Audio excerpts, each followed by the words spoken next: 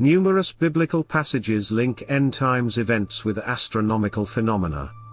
The sun, the moon, the stars, meteors, and possibly even eclipses are mentioned in connection with end times Bible prophecies.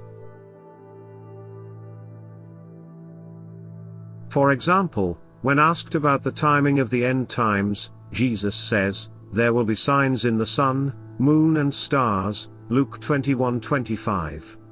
It's natural that, whenever strange or rare astronomical phenomena occur, many wonder if the end times are approaching. Eclipses and blood moons seem to especially stoke end times hysteria.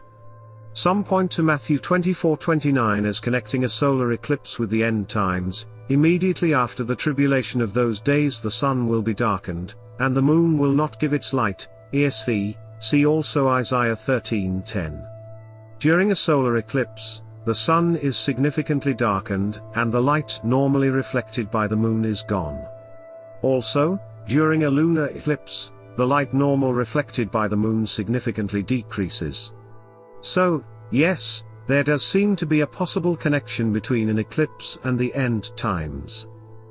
With that said, there is no way to connect a specific eclipse with the fulfillment of end times prophecy. Eclipses are actually quite common, with a total solar eclipse occurring somewhere on Earth approximately once every 18 months. Partial solar eclipses occur several times per year. Total lunar eclipses occur virtually every year in most parts of the world. Since the time that Jesus spoke the words recorded in Matthew 24, there have been thousands of total and partial, solar and lunar eclipses. None of them seem to have had any significance to end times Bible prophecy.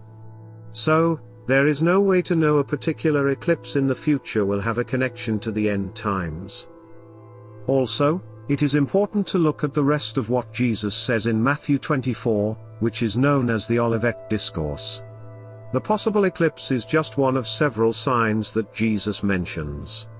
Here is the whole of verse 29, "Immediately after the distress of those days the sun will be darkened, and the moon will not give its light, the stars will fall from the sky, and the heavenly bodies will be shaken."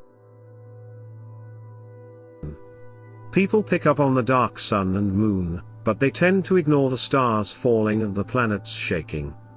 Also, Jesus specifies that this sign will come immediately after the distress, a reference to the abomination of desolation in verse 15.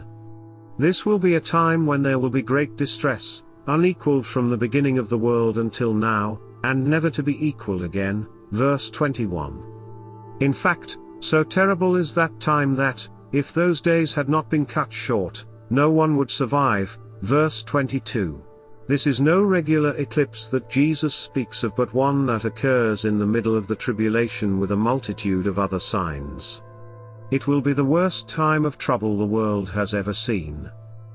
It is important to remember that Jesus said no one knows the day or hour of his return, Matthew 24:36. Since eclipses can be pinpointed to the very second, it would seem an eclipse cannot be the precise moment of Christ's return. Our curiosity about when the rapture will occur, who the Antichrist will be, when the tribulation begins, and what exactly the abomination of desolation is must remain unsatisfied for now.